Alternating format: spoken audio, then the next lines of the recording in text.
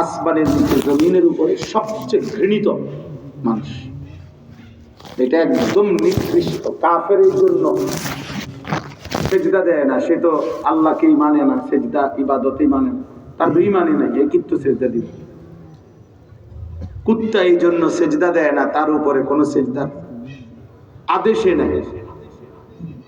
হিন্দু, বৌদ্ধ, ইহুদি, খ্রিস্টান এই জন্য সেজদা দেয় না, সে তো ইবাদতই মানে না, সে তো ইসলামই মানে না, তো সে কেন দিবে সেজদা?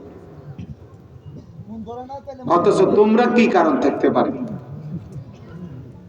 তোমরা কি কারণে মুসলিম পরিচয় দেওয়ার পরেও সেজদা দিলা না কেন, নামাজ পড়লা না কেন?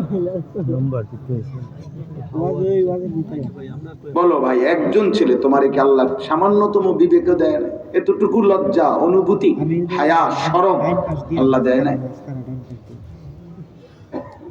তোমার এটা কোন আইটেম বলে? একটা কুকুরের সাথে তো মিলে না, কারণ কুকুর তো এই জন্য সেজদা দেয় না, তাকে আল্লাহ সেজদা দিতে বলে নাই। বেঈমান তো এই জন্য সেজদা দেয় না, যেহেতু সে ঈমানে নাই। তোমার সমস্যাটা কি? তোমার তুলনা কার সাথে আমি তো খুঁজে পাই না।